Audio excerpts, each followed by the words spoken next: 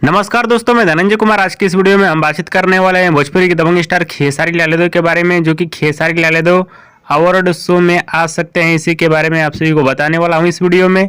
तो वीडियो को लास्ट तक देखते रहें और जो लोग मेरे चैनल को भी तो सब्सक्राइब नहीं किए हैं वो लोग कर लें, क्योंकि हमारे चैनल पर भोजपुरी का हर खबर सबसे पहले आता है। दोस्तों, आपसे भी बताना चाहता हूँ, एक अवार्ड शो होने जा रहा है, जो कि वहाँ पे भोजपुरी इंडस्ट्री के तमाम कलाकार लोग नजर आने वाले हैं। जी हाँ दोस्तों, एक बहुत ही बड़ा अवार्ड शो होने जा रहा है, जिस अवार्ड शो का नाम है बीफा अवार्ड शो।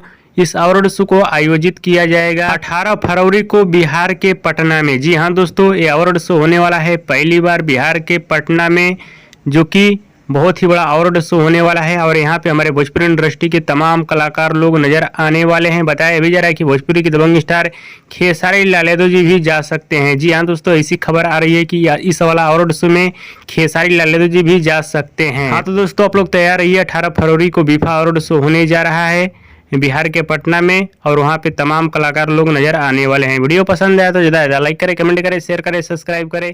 धन्यवाद दोस्तों।